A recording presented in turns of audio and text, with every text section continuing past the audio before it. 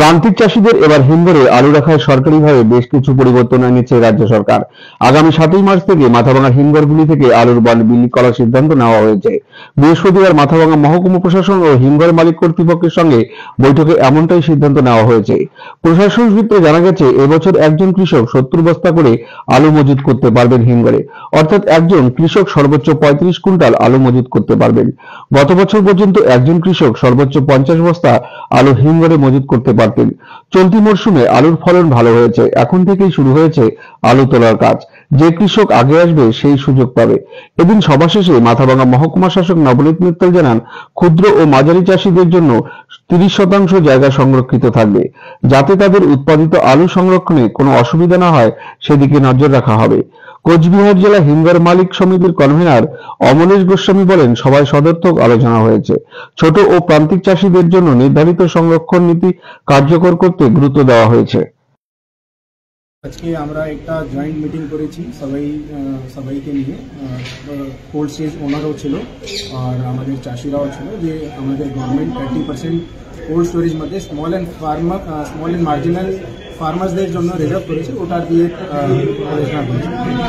ফার্স্টে আছে, তো ওখানে আমরা কিভাবে এসডিপি সাহেবও ছিলেন আমাদের, তো law and order, traffic management আর কিভাবে আমরা ও কোটাকে ইউটিলাইজ করবো ওটা নিয়ে, তো আশা করি সবকিছু পূর্ণ হবে। প্রত্যেকবারই আলুর বন্ড নিয়ে একটা সমস্যা তৈরি হয়, অবরোধের থেকে শুরু করে অনেক রকমই সমস্যা তৈরি হয়, এই জিনিসটা আলোচনা উঠে আসছে এবার।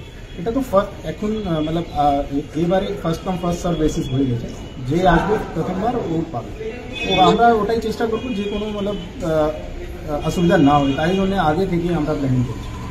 একজন কৃষক সর্বোচ্চ কতটুকু রাখতে পারবে, এরকম কোনো ইস্যু হয়েছে? উইদিন কোটা যে আছে ওখানে 35 কুইন্টাল রাখতে পারবে, মিনস 70 ব্যাগস।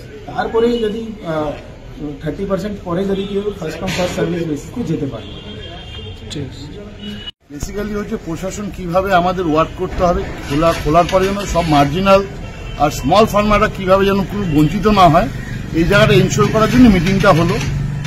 আর কিভাবে ডিস্ট্রিবিউশন হবে, কেমন করে ম্যানেজমেন্ট চলবে, কেমন করে স্টোর চলবে, এই জিনিসগুলো নিয়ে আলোচনা হলো। তো গতবারের তুলনায় এবছর কি আলু কি উৎপাদন বৃদ্ধি? হ্যাঁ, অ্যাজ পার মার্কেটিং ডাটা, মানে আপনাদের এগ্রিকালচার মার্কেটিং এর ডাটা বৃদ্ধি আছে, কিন্তু গতবার তো সব স্টোর ফুল হয়নি। এবছরের তুলনায় মনে হয় একই রকম মোটামুটি, যেহেতু ফুল হয়নি, বৃদ্ধি হলো মনে হয় যে আমাদের উত্তরবঙ্গ বা মাথাভাঙা সাব ডিভিশনে হয়ে যাবে। মাথাভাঙা সাব ডিভিশনে যা হিমঘর রয়েছে, হিমঘর যা আছে হয়ে যাওয়া উচিত। মানে কতগুলো ক্যাপাসিটি রয়েছে আমাদের এখানে? বেসিক্যালি অ্যাকুরেট ক্যাপাসিটি তো বলতে পারছি, সব 64 লক্ষ সামথিং ছিল, আবার বেড়েছে 70 লক্ষ প্যাকেট আছে পুরো কুচবিহারে। মাথাভাঙায় কত? মাথাভাঙাটা ঠিক সঠিক বল 20 লাখের মতো প্যাকেট। 20 লাখের মতো। তার মানে আজকে ওই নিয়েই আলোচনা হলো। এইচও সাহেবের মেইন কনসার্ন ছিল মার্জিনাল অ্যান্ড মানে স্মল ফার্মাররা যাতে কোনো মতে বঞ্চিত না হয়, এটাই হচ্ছে আমার মেইন এই ছিল। এই জিনিস নিয়ে ইনশিওর করার জন্য মিটিং। চাষিরা সুস্থ আমার নাম Amalesh Goswami, Goswami agro seed private limited.